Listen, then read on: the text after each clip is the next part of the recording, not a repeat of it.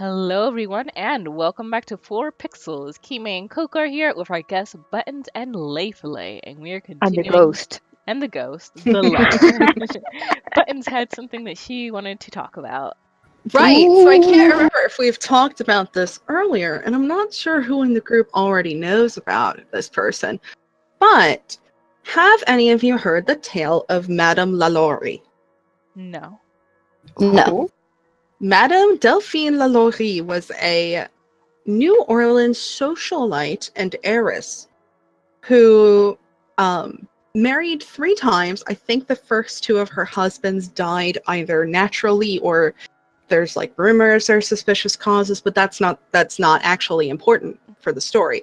What's important for the story is that her third husband, who she received the Lalaurie name from, was a well-respected doctor in the community.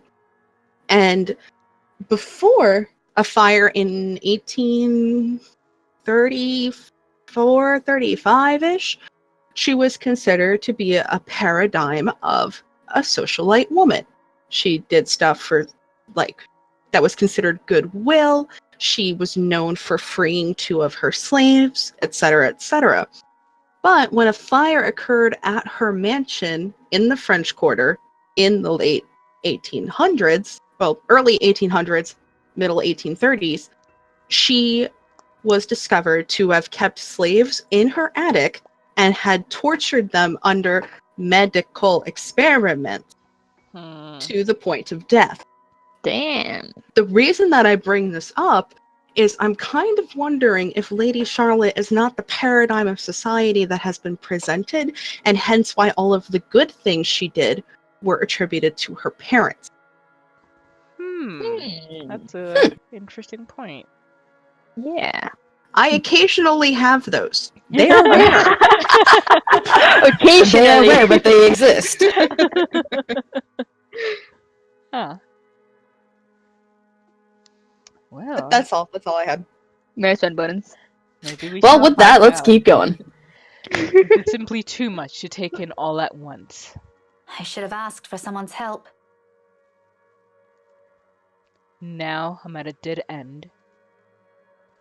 I start gathering everything around me and placing them back in their respective envelopes for storage. The motion's no longer new after volunteering here a number of times. I didn't make much mess anyway, considering the lack of materials available to begin with. I'll have to look somewhere else. The where remains unknown, though. But just as I'm about to slip the last of the slides in, something catches my attention. My hand pauses, the microfiche halfway through its protective sleeve. This is one of the few I'd set aside without taking a careful look at it. It seems like a gossip column at first, but upon a closer look, I slide it back into the reader, gently turning the dials in search of the page. It takes some time, but once the image becomes clear.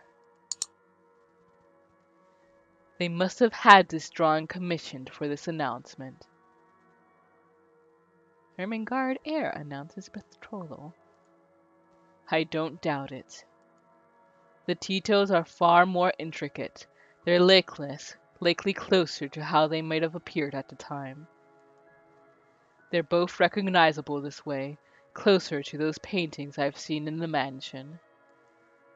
However, it's the man standing beside her, Edward Godfried, according to the article, that caught my attention previously. Her first cousin, and eventually her fiancé. Maybe it's the posture, the manner in which he holds himself. Or maybe it's the shape of his eyes, though I can't be too certain about that until I've gotten a better reference. Nevertheless, there is a resemblance. He looks eerily like. My head snaps up, glowering at whoever's running in the floor above. Any day I'd march upstairs and reprimand whoever it is. This is Go, a girl. library, for heaven's sake. Don't do it. But now isn't the time. I've gotten what I need. Without wasting another minute, I hit the machine's print button for a copy of the page, while my other hand moved to put everything back into storage. A ragged exhale slips from me. Relief, perhaps? Or maybe this is already exhaustion. Regardless, soon I'm closing my eyes as I wait for the printer to finish, if only to stave off a headache building up from everything. Oh no.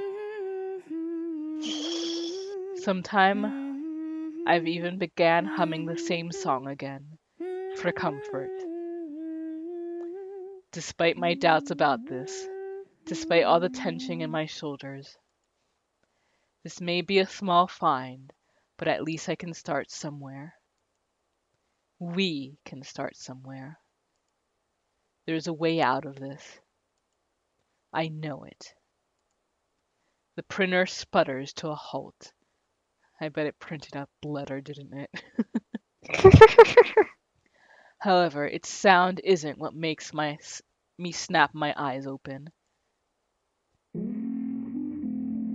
Silent Hill! Silent Hill! That's Wow. not a pleasant noise. A Have you feeling, seen the movie? a chilly That's brush what of air. it sound like. What happened? Have you seen the movie? Because that's what that little girl sound like that they picked. It's awful. Oh, no, I've actually been meaning to watch that movie recently. It's honestly, Or the it's not bad. Or The like the first at least. entire like series involving Hannibal Lecter. Oh yeah, you gotta watch those. A feeling, a chilly brush of air behind my back. Brief enough for something sickening to suddenly lodge itself in my throat while I take in my surroundings. It's that suffocating sensation again. Creeping to every part of me, crawling under my skin. These wounds, they will not heal. Draining me little by little of any strength. From that day in the mansion, from that brief moment in the school. Without delay, I grab the papers and make a quick beeline for the door. Oh, My Uh-oh. whole body freezes. Will you look at that? What are you doing, Miss Pink? Sounds like Kylie. Nice! I hold my breath, not daring to make any noise. For a little while, only the sound of papers crumpling under my grasp fills the room. The excitement from earlier gone instantly. Replaced by a cold, seeping dread spreading throughout my limbs. But more than fear is the anger. It pains me to hear her using my own student's voice against me, and more than once I believed it was really her. She has no right. Fuck her up! yeah, fucking fight her. Play with me. Kick her ass, Becca! Although she hasn't made a move, if there isn't a wall behind me, I'll probably take a step back. Anything to put distance between us, no matter how small, as long as I'm out of her reach. But I steel myself. Because if I do fall back, turn away from her, I'll be left with no way out. I'm not dying here. You think you scare me? Miss Pink, don't be so rude. I'm waiting. I'm not afraid of you, you spook. This is one Scotswoman. You aren't getting into an early grave without Yeah, a go. fight. Come at me. Oh my god, yeah! Becca, yes. I expected she'll lunge, prove to me what a monster she is. Just reminds me of that gif of like someone scaring some dude with a ghost costume thing, and the dude just kind of grabs a chair and throws it at him. Or my other favorite one is the one where the guy like jumps out of a trash can to scare the guy, so he punches him right in the face. Yeah, also that. There, here's Becca. It's one of Yep. those. Instead, all she gives me is a smile, twisted and gnarled. It's as if time has crawled to a stop at the sight of it. A split-second decision, QTE? and before I know it, my body shifts. Eyes closing in anticipation, hand grabbing whatever is solid enough on the nearby table and hurling it at her. I hope to God it hits like Luke. I don't bother looking if whatever I threw hits its mark.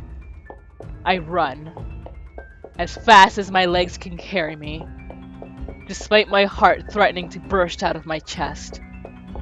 But in this maze of bookshelves, with the whole place almost void of people, is there even a place safe enough I can escape to? Oh no.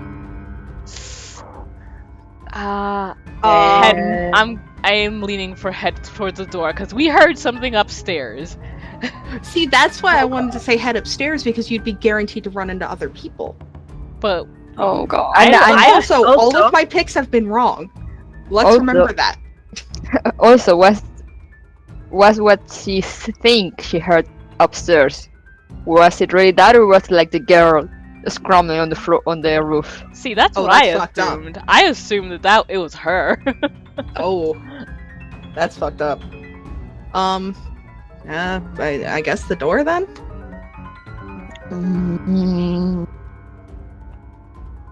Hopefully they're not going to be like, tee hee hee, this is the door to the back. Like, What do you think, Leifle? Which direction did she come from? above. Okay, thanks. That's real fucking specific. You know what I mean.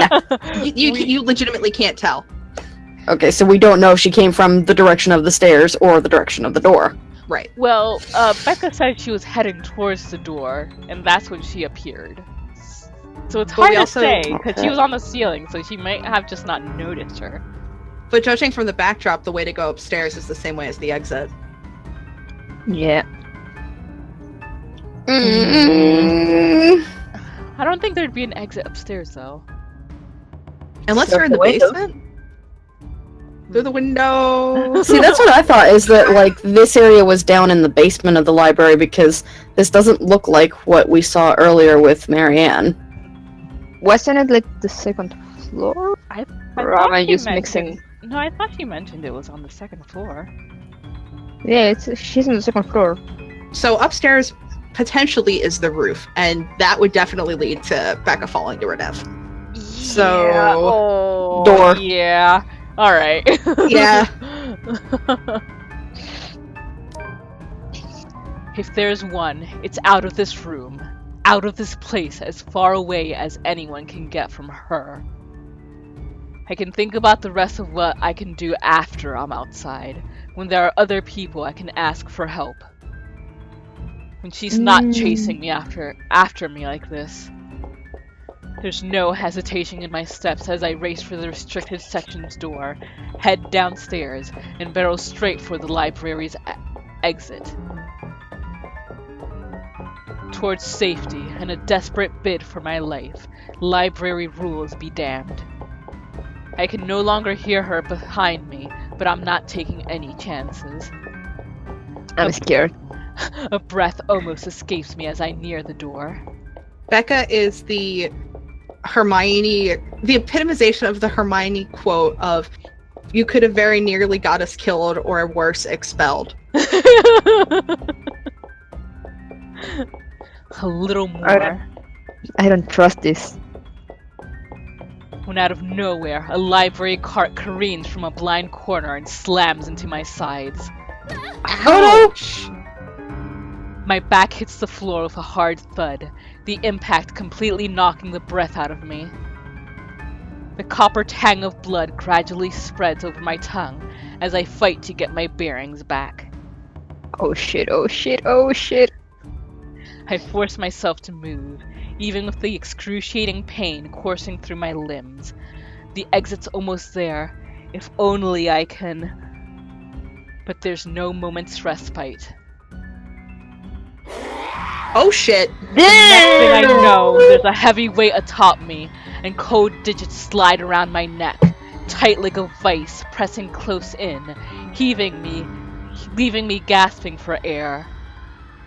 Through my blurred vision, I can only make out the hateful gleam, the spite in her eyes as she looms over my body, and her grip on my throat grows tighter. Desperation kicks in. QTE. My nails dig into her wrists as I struggle against her firm grip, trying to pry her fingers away. Punch her, Becca. Well, you did say come at me, bro. Me go. Fucking whack her in the head with a book. He did it to Luke. I know, right? QTE! QT! Oh, ah, ah! Nice! Amazing! I don't think twice. My limbs are moving on their own before what I did could fully register in my brain and my lungs could recover. Behind me, she lets out a cry, sharp, loud, and thunderous against the empty walls of the library. But the fear her wails bring compares nothing to the relief washing over me when I finally make it out.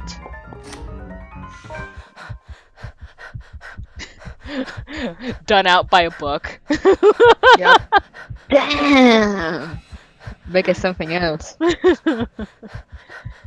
My knees buckle as soon as my feet hit the pavement, its surface cold and hard against my skin. I've only been in here for a few hours, about 1 or 2 probably. I don't know anymore. It feels like an eternity all the same. My breathing hasn't slowed down yet, and I don't expect it to after going through that. I probably look like the most undignified creature on a Sunday morning right now, out of breath, disheveled, slumped here like with a bloodied lip and all. You honestly look like a college student after a hangover. Like, I think you'll be fine. But at present, I simply can't bring myself to care, even if a few passerbys start giving me strange looks. Who cares? You kick us ghost ass. Yeah, you kind of win, Becca. You're a winner. A winner is you. Stare at me all you want. I don't give a single shite. I'm alive. I'm safe. This isn't the end yet, but I'm safe. And inside my bag is something that could get us out of this mess. I'm gonna fucking lose my shit if it printed the letter. Just so we're clear. Same. Nothing definite yet. I don't want to get my hopes up, but it's still something. If Isabella's here, I'm sure she'll feel the same. She'll even be the first one who put her faith on it. What do you mean, even if she's here? What does that mean? I don't know.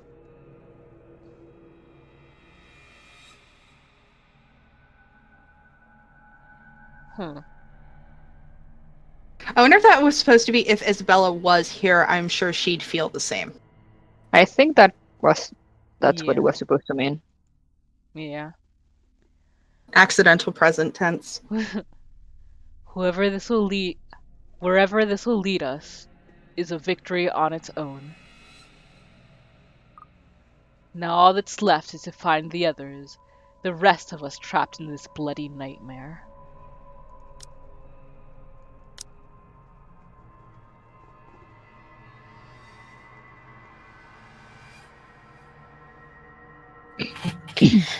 Sunday, October 30th. With the help of Professor Andrew Clark, Rebecca was able to gain access to the Luxborn Library's restricted section. In there, she discovered numerous accounts of the Ermengardes, all hidden from public. Her research was interrupted, however, when... Bum bum bum. Right on cue, As if in answer to my previous thought, my mobile phone lets out a beep. I pick it up, simply hoping it'll be one of them. Only it's a voicemail that greets me. From Ashton. There's a pang of disappointment, of course, but it brings some reassurance that nothing's happened to at least one of them.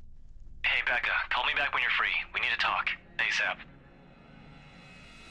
He ends right there, the message less than a minute long, curt and gives nothing away.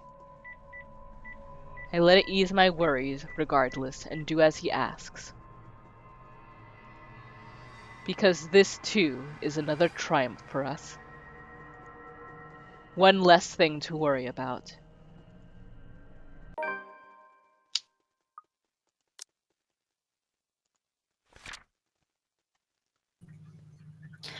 Sunday, October 30th, Rebecca was seen limping out of the Luxbourne Public Library late Sunday morning. Checking her mobile, a lone voicemail from Ashton was in it telling her they need to talk ASAP.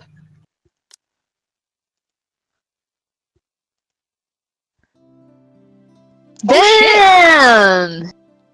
Oh, crap. Oh. Alright. And we're starting at the party, apparently. Yeah, we're starting well, in comparison, we're starting real late. Yeah. That's awesome. Alright. Who was it? That would be me. But yeah, who read the journal though for you during your time? Oh. Was that Kime? No, I don't know. It was someone. Buttons. You do it. I'll do it. Okay. Whatever, you are the someone now. That's fine. Ashton Ash Frey. Birth date, December 26th. That's my housemate's birthday. Capricorn. 29 years old.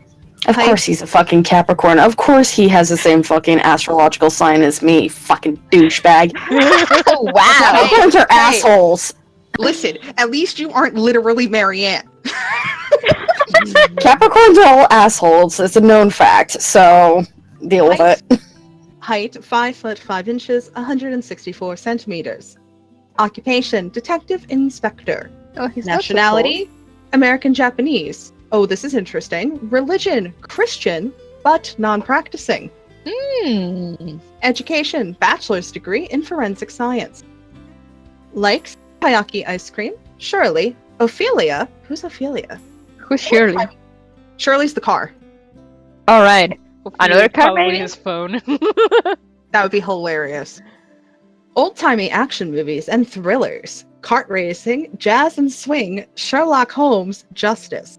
So he's basically douchebag Batman. There was little love between his parents, and though he grew up privileged, he found little joy in student life. He saw the standard testing system as a chore and considers his popularity among his peers to be an annoyance. Rebecca was the only one he considered a friend in St. Giretti, and he was no better when he went to university. If anything, his indifferent outlook got worse with his parents' divorce. He initially took law, but was quickly disillusioned by how heavy-handed and abused the system was. Forensic science, on the other hand, became fascinating for him. He served a brief time as a police officer before he applied to join Luxbourne's Criminal Investigation Department. Early on, he was too eager to deal out justice, but his... Does that say numerous? I think. Yep. But his numerous years in service became quite the learning experience for him. Now, as a detective inspector, he's been assigned to his biggest case yet. This just reminded me of something that was part of the thing I learned in the diary, and I'm trying to decide whether I should say it or not. How about wait and see if it comes up?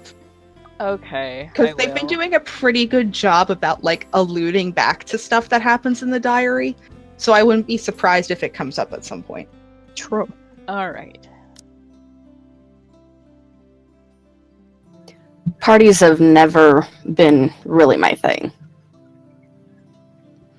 They're always such a hassle and takes so much time off my day, prior plans and commitments canceled, all for the sake of playing along with others.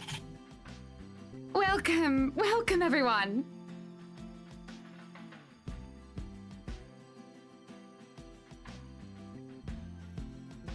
I hated them even as a child. make yourselves at home.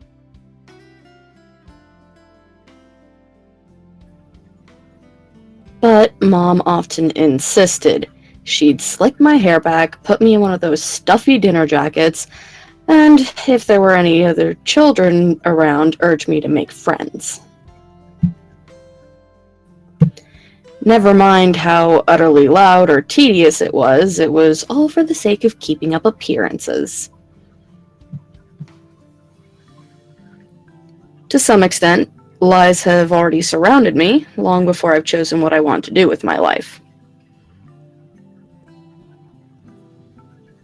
Luckily, there were easy ways to tune everything out, and much to my mom's frustration, I always managed to sneak my CD player along. Which made you miss confessions from your best friend. Bum, bum, bum, bum, bum. Listen, she could have tapped my shoulder. She could have done something.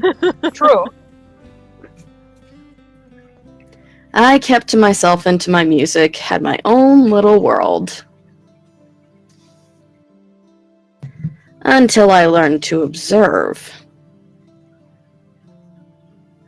It's a simple matter of awareness, really. Ashton. Yes, it's a simple matter of awareness. Ah. And for someone with keen eyes, a skewed necktie or a simple flick of the wrist alone could tell volumes about a person. I still don't like parties. Especially ones as big and fancy as the Wrights' housewarming. However, when there's an actual reason to go to them, I figure they're not too bad. Be careful with Shirley, alright?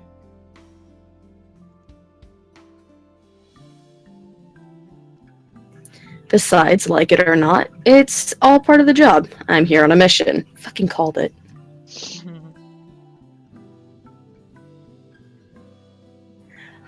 One that has the name Luke Wright plastered all over it. You'd think the man would want to remain inconspicuous after his name was linked to several high-profile crimes across Luxborn. Granted, most have gone cold over the years, having stagnated without any lead or evidence, but that still doesn't make him any less suspect. Yet, here he is, throwing a party in his own backyard. Although, having observed the man this past year, I'm not even shocked. He craves it, the damn spotlight. Constantly yearns for attention like a neglected puppy. It doesn't take a genius to figure out why he's nowhere to be found in his own party. But that's not the problem here. What pisses me off is how far his reach extends, how close he has creeped into the lives of the people I care about. Again, like a stubborn itch you couldn't be rid of. Again. Mm-hmm. Hmm. Again. First, Professor Clark.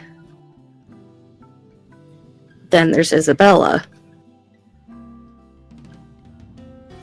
I also spotted Z-Man here a while ago, and now there's also Rebecca. Apparently. Ashton? Becca, what are you doing here? That's kind of a creepy looking sprite. Just a little. His face looks very gaunt. Yeah. I was invited. That's what happens when you don't sleep. Good point. Really? I had no idea you were friends with the host.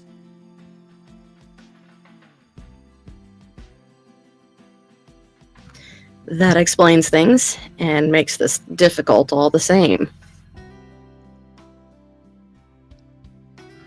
As if getting a contact among the staff to sneak a name into the guest list isn't hard enough.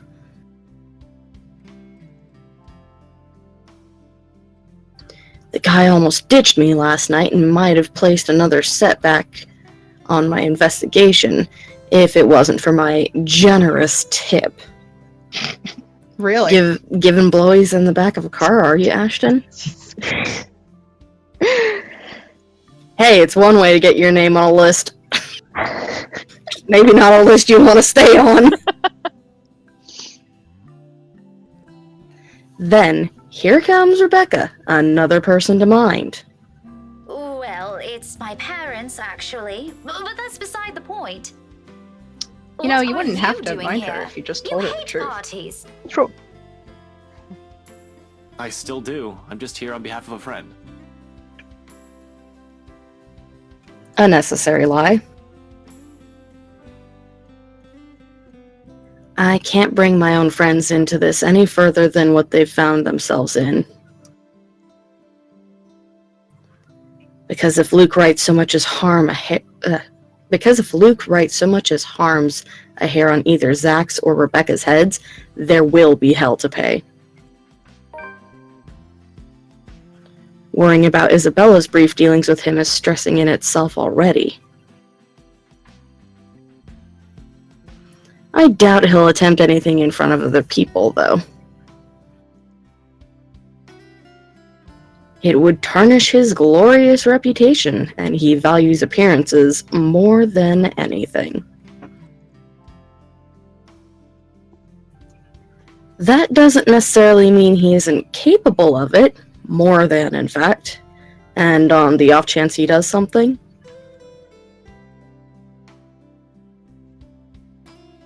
I wouldn't be responsible for my actions. And with that, we will wrap this episode up right here. Thank you guys for joining us, and see you next time. Bye bye. Bye. See you later, folks.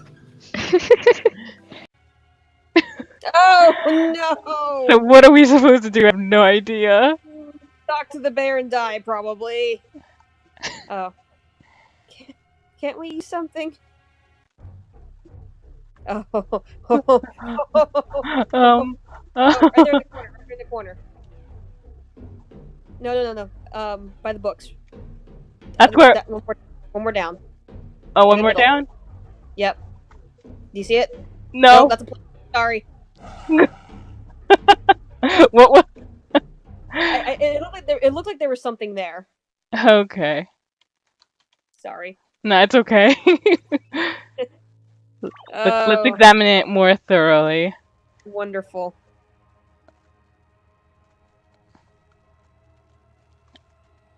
Okay. Well, you know that thing is still shiny even though you picked up the book. Isn't that a little suspicious? Oh, maybe we used the book? Cause it did say it was like.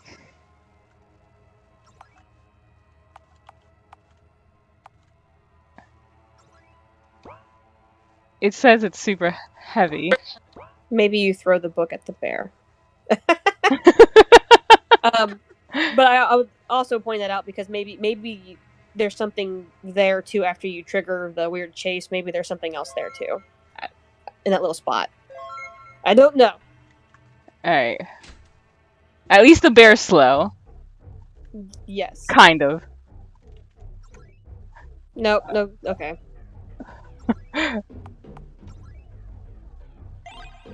Oh. Yes. Phew, it worked.